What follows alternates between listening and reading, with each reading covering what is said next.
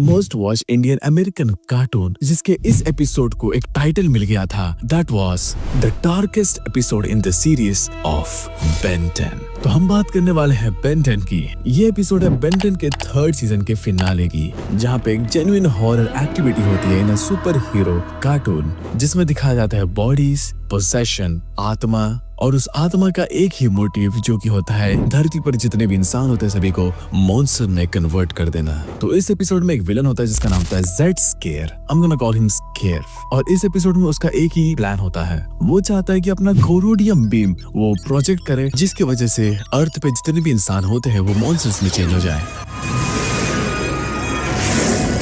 और उसके बाद स्केयर क्या करता है, बेन 10 जो होता है उसकी पूरी बॉडी को पोसेस कर लेता है, मतलब अपनी आत्मा बेन 10 की बॉडी में डाल लेता है। और गाइस रिमाइंडर, ये सारा कुछ एक बच्चों की कार्टून में दिखाया जा रहा था। और इस एपिसोड में और भी इविल कैरेक्टर्स को दिखाया जाता है, जो कि होता है डॉक्टर विक्टर, मम्मी एंड एक वेयरवुल्फ। एंड इस पॉइंट पर बेन को एक ऐसे एलियन में ट्रांसफॉर्म होना था जिससे वो बदलने में सबसे ज्यादा डरता था, घोस्ट फ्रीक। क्योंकि घोस्ट फ्रीक में ट्रांसफॉर्म होना इतना ज्यादा आसान नहीं है।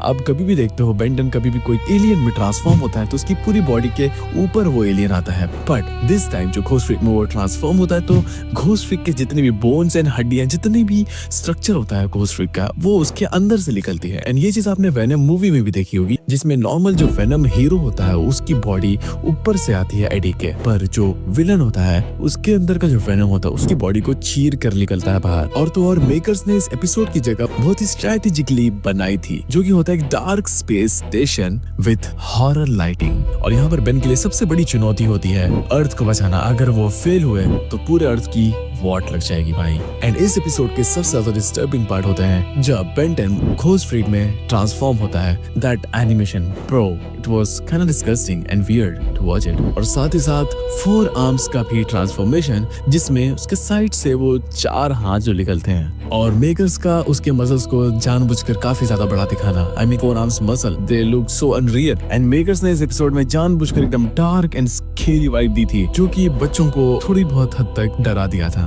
एंड सबसे most traumatizing part for childrens, क्योंकि इसमें बेन 10 ऑलमोस्ट मर चुका था। और बस यही एपिसोड इस बैंड लिस्ट में नहीं आता है। काफी सारे ऑगी एंड द कॉकरोचेस के ऐसे एपिसोड्स आ चुके हैं जो कि बैंड हो गए थे।